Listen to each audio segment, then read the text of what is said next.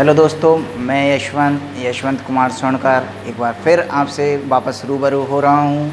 आप लोगों से मिले हुए प्यार, उसके लिए मैं आपको बहुत बहुत थैंक यू कहना चाहता हूँ। और इनक्रेडिबल आश्रम में मैं एक बार फिर से आपका तहे दिल से स्वागत करता हूँ। अब कुछ दिनों से जो है हमारे कोरोना वायरस के कारण जो है कोविड-19 के कारण ऑफ़लाइन क्लासें नहीं हो पा रही थी, तो हम रेगुलर जो हैं आपकी ऑनलाइन क्लासेस ले रहे थे। इन ऑनलाइन क्लासेज़ों में मैं लगभग 4 से 5 वीडियोज़ आपको लगभग सेंड कर चुका हूँ। उसमें मुझे कुछ डाउट्स भी मिले हैं आप लोगों के, कुछ प्यार भी मिला है, उनके लिए मैंने अलग से डिस्क्रिप्शन भी दिया है। आप लोगों से मिले हुए प्यार के लिए पहले तो मैं आपको थैंक यू कहना चाहता हूँ।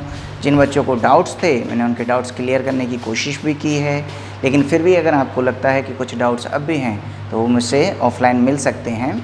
और अगर कोई नया बच्चा हमसे पहली बार जुड़ रहा है तो मैं उससे तहे दिल से निवेदन करना चाहूँगा कि वो एक बार पहले पुरानी वीडियोज़ को देखें। हमारा टॉपिक चल रहा था पैडल इक्वेशन। पैडल इक्वेशंस हमने लगभग कंप्लीट कर लिया था। पैडल इक्वेशंस के अंतर्गत हमने जो है कुछ चीज़ें पढ़ी थी, जिनमें हमने कोऑर्डिनेट्स के बारे में जानकारी ली थी। कोऑर्डिनेट्स के अलावा फिर उसके अंदर हमने एंगल्स की जानकारी ली थी। Angles between intersection lines and vector radius, जो हमारी ध्रुवांतर रेखा और स्पर्श रेखा थी, उनके मध्य में कोण की भी हमने बात की। इसके अलावा दो कर्वों के बीच में जो एंगल था उसको निकालने के लिए भी हमने कंडीशन पे बात की थी। और लास्ट हमने पैडल इक्वेशन पे बात की थी। इसी क्रम को आगे बढ़ाते हुए मैं इस यूनिट का जो हमारा लास्ट टॉपिक है, इस यूनिट की इस एक्सरसाइज का, जो हमारी एक्सरसाइज है pedal equation and length of an arc वाली, उसमें हमारा लास्ट टॉपिक है वो है हमारा derivative of the length of an arc, चाप की लंबाई के अवकलज। तो आज हम इस पर बात करेंगे, इस पर चर्चा करेंगे कि क्या हमारे चाप की लंबाई के अवकलज क्या हैं, किस प्रकार से हम इसके दिए हुए सवालों को हल करते हैं, और ये एक्चुअल में डायग्राम से भी इसको समझेंगे कि ये एक्चुअल में होता क्या है। चलिए, सबसे पहले मैं एक बार दोबारा थोड़ा सा बात करता हूँ फर्स्ट वीडियो की। जब मैंने आपको बताया था, मैंने बिल्कुल एक प्लेन में एक पॉइंट बनाया था। इस पॉइंट पर इसको नाम दिया था ध्रुव, इंग्लिश में इसको बोलते हैं पोल, और इसको डिनोट किया था मैंने ओ से। इस पॉइंट से, ध्रुव से, मैंने एक इनिशियल लाइन खींची थी, और इस इनिशियल लाइन को मैंने बोला था ओ एक्स, एक स्थिर रेखा, इनिशियल लाइन।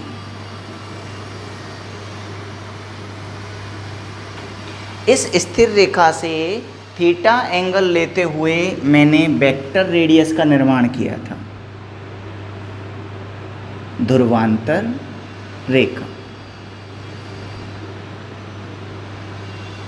और इस ध्रुवांतर रेखा को डिनोट किया था हमने आर, वेक्टर रेडियस। ठीक है, चलिए आज हम बात कर रहे हैं derivative of the length of an arc, कि वाकई में चाप की लंबाई का अवकलज जो है वो क्या होता है। तो यदि मैं इस ध्रुवांतर रेखा पर, इस वेक्टर रेडियस पर अगर कोई पॉइंट लेता हूँ, कोई बिंदु लेता हूँ एम, ओके, किसकी बात कर रहे हैं हम, हमने एक पॉइंट लिया ओ, उससे एक स्थिर रेखा खींची, इनिशियल लाइन को खींचा, थीटा की रेस्पेक्ट में मैंने इस पर ध्रुवांतर रेखा का निर्माण किया, वेक्टर रेडियस का निर्माण किया। उसके पश्चात मैं यहाँ पर इस ध्रुवांतर रेखा पर कोई पॉइंट ले रहा हूँ एम, जिस पर मैं एक परपेंडिकुलर एम एन, एक लंब खींच रहा हूँ एम एन, और एक पॉइंट और लेता हूँ मैं इसी ध्रुवांतर रेखा पर, जिसको मैं नाम देता हूँ क्यू। और इस क्यू एन को अगर मैं मिला दूँ, ओके, क्या कहा मैंने, सबसे पहले मैंने क्या किया, ध्रुवांतर रेखा पर एक परपेंडिकुलर लिया एम एन, और इस एम एन से एक पॉइंट और क्यू लेते हुए मैंने इसको बनाकर एक ट्राइंगल का निर्माण कर रहा हूँ, जिसमें से ये जो क्यू एन है, इस क्यू एन को मैं डिनोट कर रहा हूँ अपनी चोट से, जीवा, ओके। और इस जीवा के ऊपर यदि मैं किसी कर्व का इस तरीके से निर्माण करूं, क्या बोला मैंने, कि अगर मैं इस क्यू एन पर एक कर्व का निर्माण इस तरीके से करूं, एक वक्र का निर्माण इस तरीके से करूं कि ये इस जीवा के दोनों पॉइंट Q और N को स्पर्श करते हुए निकले, टच करते हुए निकले, यानी पूरी की पूरी QN को क्या करें, कवर करे, तो उसके बाद मुझे ये मालूम करना है कि भाई इसका जो माप आया है क्यू एन का, इस जीवा का जो माप आया है वो कितना है। ठीक है, तो इसकी बात कर रहे थे हम चाप की लंबाई के अवकलज, derivatives of the length of an arc. तो सबसे पहले तो हमने बात की थी लेंथ ऑफ एन आर्क, ये जो चाप है इसकी लंबाई की। अब जब ये चाप की लंबाई हम निकाल लेंगे, या फिर हमको क्वेश्चन में वो पहले से देगा, या तो हमको निकालनी पड़ेगी, ये प्रश्न में वो हमको देगा, और उसको देने के बाद में अगर मैं उसका कर देता हूँ डेरिवेटिव्स, उसका अवकलज कर देता हूँ, उसके अवकलज का मान निकाल देता हूँ, तो उसको मैं बोलूँगा derivatives of the length of an arc, यानी चाप की लंबाई के अवकलज। आई थिंक ये आपको समझ में आया होगा। मैं एक बार वापस से समरी रूप में दोबारा समझाना चाहूँगा, इसको वापस से देखेंगे। हमने एक प्लेन, एक समतल में एक पॉइंट लिया है, एक ध्रुव लिया है ओ, जिससे ध्रुव से होते हुए एक मैंने स्थिर रेखा, इनिशियल लाइन खींची है स्थिर रेखा, और इससे थीटा एंगल बनाते हुए मैंने एक ध्रुवांतर रेखा का निर्माण किया, और इस ध्रुवांतर रेखा पर कोई पॉइंट एम, इस पॉइंट एम से मैंने एक परपेंडिकुलर लंब खींचा है हमारा एम एन, और एक पॉइंट और लिया है क्यू, जिससे मैंने इस एन को मिलाया है। तो इस क्यू एन, जिसको मैं चोड़ मान रहा हूँ, जीवा मान रहा हूँ इस पर ध्रुवांतर रेखा पर, उसके पूरे चाप की लंबाई का, यानी कि ये जो क्यू है ना, इस पर मैंने ये जो चाप खींचा हुआ है, वक्र खींचा हुआ है सी, इसका अगर मैं अवकलज कर देता हूँ तो वो कहलाएगा मेरा derivative of the length of an arc, चाप की लंबाई के अवकलज। चाप की लंबाई के जो अवकलज हैं, इनको निकालने के लिए मेरे पास में दो प्रकार से फॉर्मूले हैं। पहले तो हैं मेरे कार्तीय रूप, जिनके बारे में मैं पहले ही कह चुका हूँ। कार्टेशियन फॉर्म वो पद्धति होती है जिसके अंतर्गत हमारे सारे निर्देशांक, सारे कोऑर्डिनेट्स एक्स और वाई के अंतर्गत ही चलते हैं। ओके, और उसके बाद अगर मैं बात करूँ पोलर फॉर्म की, ध्रुवीय निर्देशांकों की बात करूँ, तो मेरे सारे कोऑर्डिनेट्स आर और थीटा के अंतर्गत चलते हैं। ठीक है, तो यहाँ पर मैं चाप की लंबाई के अवकलजों की जो बात करूँगा, उसमें मैं कुछ फॉर्मूले लिख रहा हूँ यहाँ पर, जो दो प्रकार से हैं। पहले कंडीशन कार्टेशियन फॉर्म में, आपके कार्तीय रूप में, दूसरे हमारे पोलर फॉर्म में, यानी कि ध्रुवीय रूप में। मैं पहले इन फॉर्मूलों को आपको एक बार वहाँ शो कर देता हूँ, आप इनको डिनोट कर लेंगे या स्क्रीनशॉट ले लेंगे, नो प्रॉब्लम, कोई दिक्कत नहीं है। उसके बाद हम इस पे आधारित कुछ क्वेश्चनों की बात करेंगे, उस पर कुछ चर्चा करेंगे। ओके, चलिए सबसे पहले हम बात करते हैं, जब हमारे चाप के लंबाई के जो अवकलज हैं वो हमको दिए गए हों कार्टेशियन फॉर्म में, कार्तीय पद्धति में, कार्तीय रूप,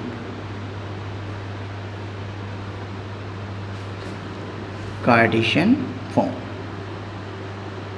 कार्तीय पद्धति के रूप में किसकी बात कर रहे हैं हम? चाप की लंबाइयों के अवकलज की।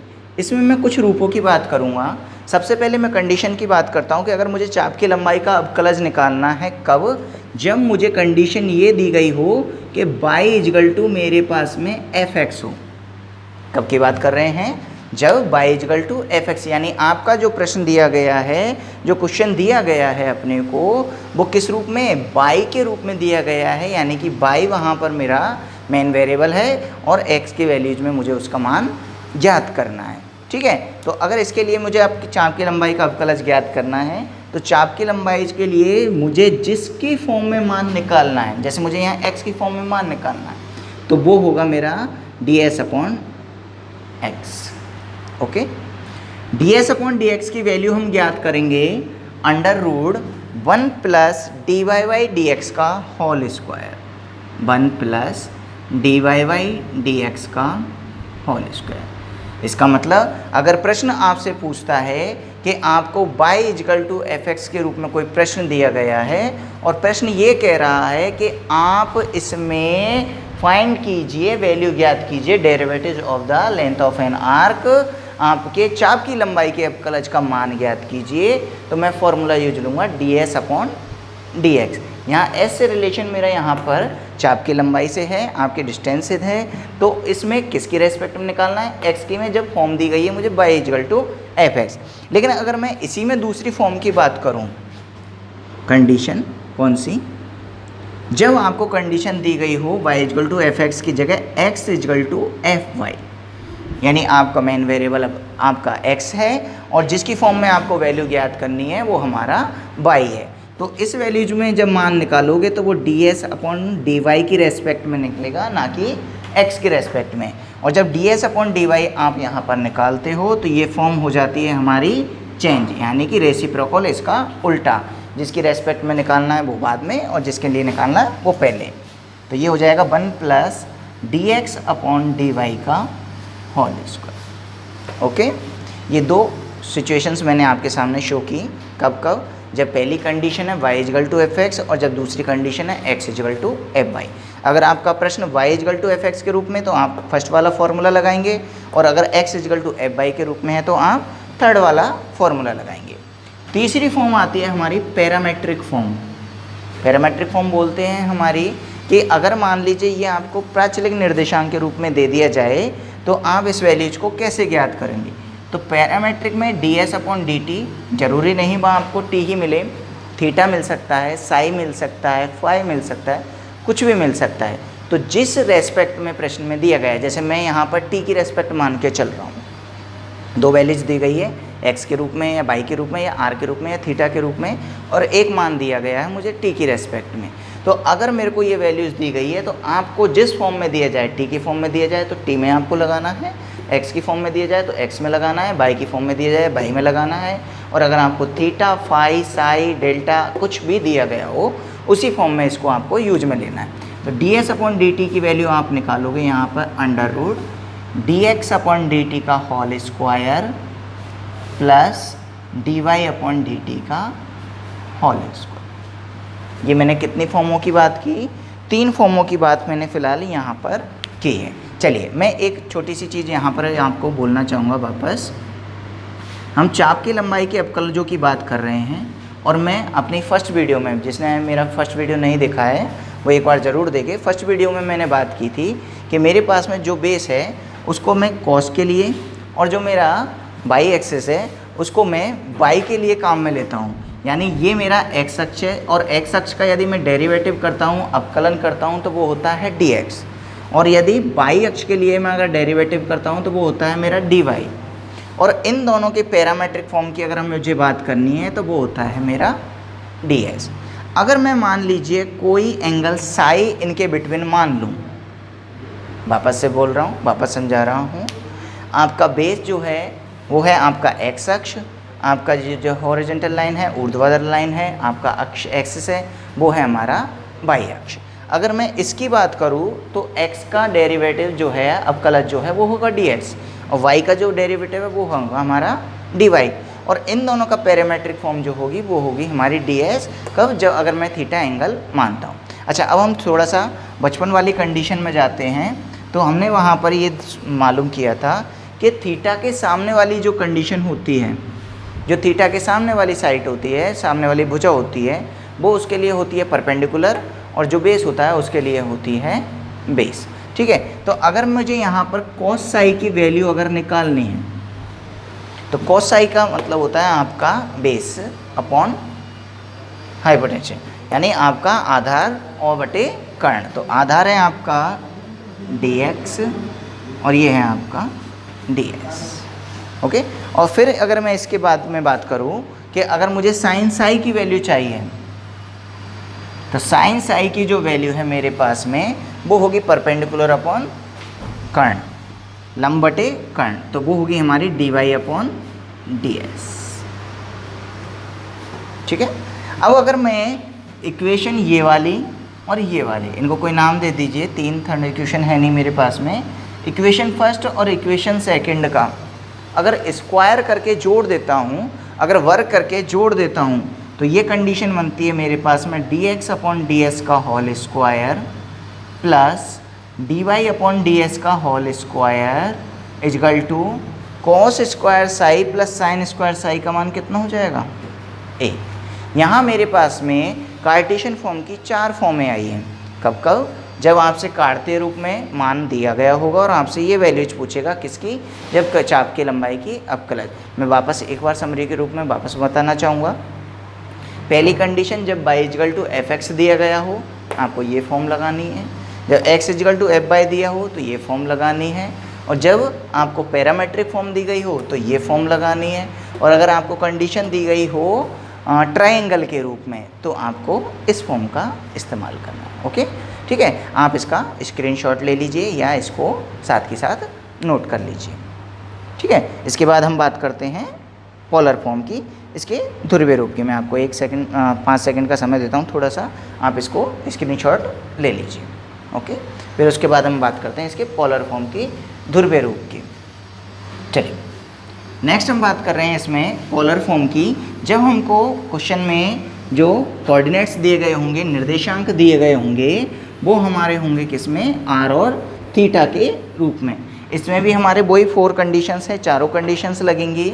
इसमें मैं फर्स्ट कंडीशंस की बात कर रहा हूँ, मेरा पोलर फॉर्म चल रहा है यहाँ पर, पोलर फॉर्म यानी कि ध्रुवीय रूप। ध्रुवीय रूप में आपके फाइंड करना, किसको निकालना, derivative of the length of an arc, चाप की लंबाई के अवकलजों को ज्ञात करना। कब, जब आपको फॉर्म कौन सी दी गई है, ध्रुवीय रूप दी गई है। तो इसमें अगर फर्स्ट कंडीशन की बात अगर अपन करें तो r equal to F theta, यानी आपका जो प्रश्न दिया गया है वो r equal to F theta के रूप में अगर दिया गया है तो उसको हम ds अपॉन डी थीटा के रूप में ज्ञात करेंगे। यहाँ फॉर्म थोड़ी सी चेंज हो जाएगी, बिल्कुल सेम जो हमने कार्टेशियन फॉर्म में की थी वो यहाँ नहीं चलेगी।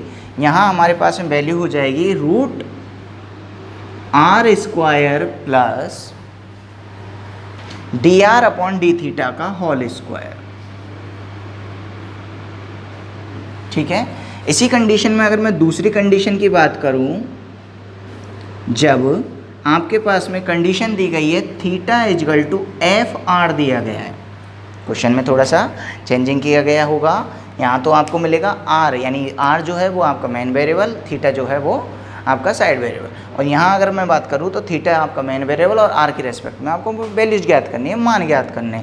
तो अगर ये क्वेश्चन में आपको दिया गया है तो यहाँ पर आपकी कंडीशन होगी D S upon D R is equal to under root 1 plus R square D theta upon D R का होल स्क्वायर।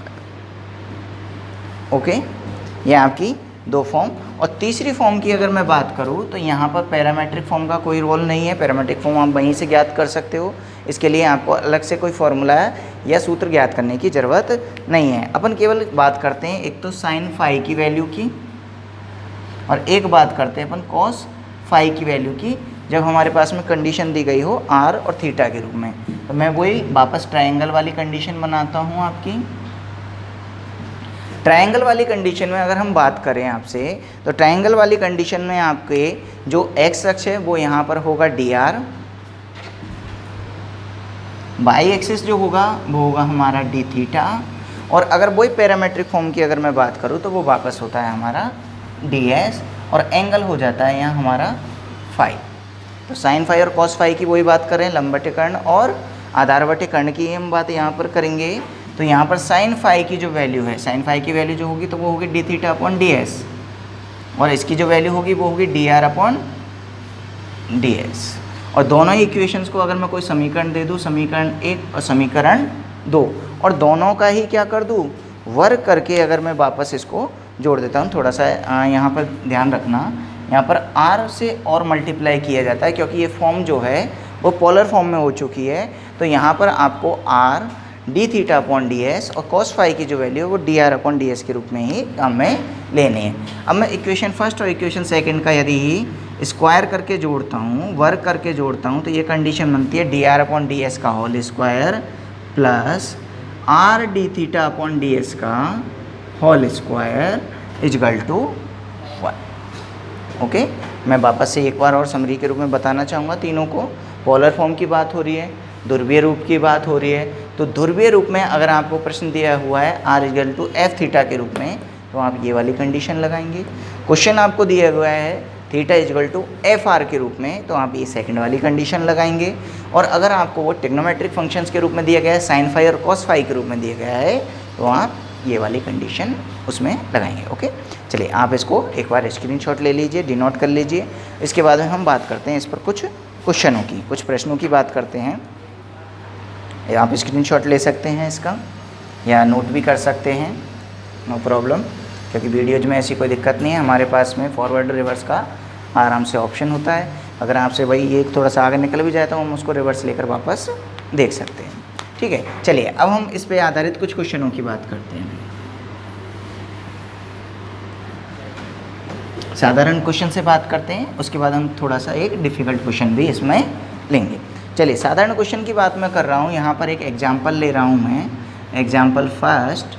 यहाँ पर एग्जाम्पल ले रहा हूँ, x इजकल टू कंडीशन दी हुई है a1 minus cos T, okay, और y इजकल टू मुझे यहाँ दिया हुआ है a t plus sign T, okay. और इस क्वेश्चन में उसने मुझसे 3 चीज़ें फाइंड करने के लिए कहा है, ज्ञात करो। क्या क्या ज्ञात करने के लिए कहा है? नंबर फर्स्ट कंडीशन है आपके पास में ds upon D T. Second condition है आपके पास में ds अपॉन डी एक्स। और थर्ड कंडीशन है आपके पास में ds अपॉन डी वाई। इन 3 प्रश्नों की वैल्यूज मुझे इसमें ज्ञात करनी है।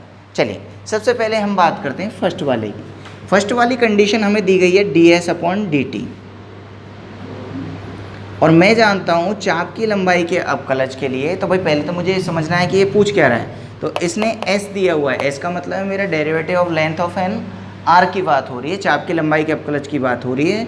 और ये एक पैरामेट्रिक फॉर्म दी गई है, क्योंकि क्वेश्चन मुझे किस में दिया गया है, t में, और यहाँ पर वैल्यूज जो है वो x y में। इसका मतलब ये मेरी कैसी फॉर्म है, एक पैरामेट्रिक फॉर्म है, जिसका मैंने फॉर्मूला अभी अभी बोर्ड पे लिखा भी था और आपने नोट भी किया है, स्क्रीनशॉट भी लिया है। वो दिया हुआ था dx अपॉन डी टी का whole square plus D Y upon D T का होल स्क्वायर। इस फॉर्म को अगर मैं ध्यान से देखूँ तो मुझे 2 चीज़ों की आवश्यकता होगी। पहली dx अपॉन डी टी मुझे चाहिए, दूसरा dy अपॉन डी टी मुझे चाहिए। तो मैं इस वाली इक्वेशन से सबसे पहले dx अपॉन डी टी का मान ज्ञात करता हूँ। इस कंडीशन में जहाँ मेरे पास में x is equal to a1 minus cos t दिया हुआ है, अगर मैं इसका t की रेस्पेक्ट में डिफरेंशिएशन कर देता हूँ, अवकलन कर देता हूँ, तो मेरे पास में कंडीशन ये होती है कि भाई मुझे सबसे पहले निकालना होगा dx अपॉन डी टी। तो dx अपॉन डी टी निकालना तो इसका t की रेस्पेक्ट में क्या कर दिया जाए, अवकलन कर दिया जाए। x का किया तो dx अपॉन डी टी, एक ही जगह पे a को रखा, 1 माइनस कॉस टी, 1 का करूँगा तो 0, माइनस कॉस टी है तो माइनस का तो माइनस, और कॉस टी का करता हूँ तो कॉस टी का डिफरेंशिएशन है हमारा माइनस के साइन टी, तो ये माइनस माइनस होके प्लस के हो जाएंगे साइन टी, यानी वैल्यू आती है मेरे पास में a साइन टी। ओके, अब मुझे निकालना है इसमें dy अपॉन डी टी की वैल्यू ज्ञात करनी है। इसी तरीके से तो dy अपॉन डी टी की वैल्यू अगर मैं ज्ञात करूँगा तो a तो मेरा वापस कांस्टेंट हो जाता है, t का मैं करूँगा तो 1 और साइन टी का करूँगा तो कॉस टी।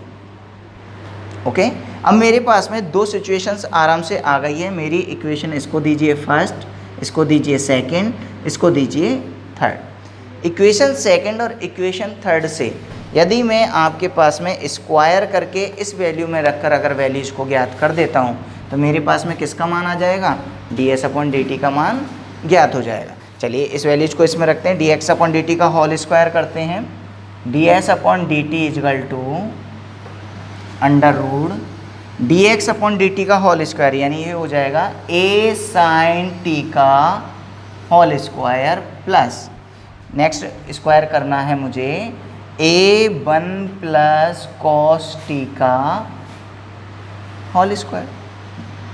ओके, ठीक है, a1 प्लस कॉस टी का होल स्क्वायर।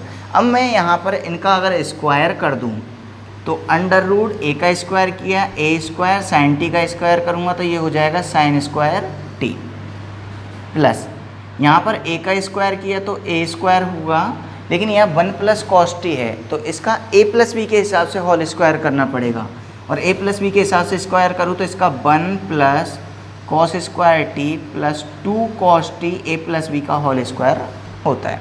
ए स्क्वायर को आराम से दोनों में से कॉमन लेके बाहर निकाले, ऊपर लगा हुआ है रूट, तो ए का ए रह जाएगा यहाँ पर अंडर रूट। अंदर बचने वाली वैल्यूज में यहाँ बचेगा साइन स्क्वायर टी प्लस ए स्क्वायर को मैं निकाल ही चुका हूँ, बाकी का पूरा एज इट इज जैसा है वैसा के वैसा लिख दो। ओके, यहाँ देखिए साइन स्क्वायर टी और ये है कॉस स्क्वायर टी, दोनों को अगर ऐड करें तो ये हमारा फॉर्मूला बनता है sine square theta plus cos square theta is equal to 1।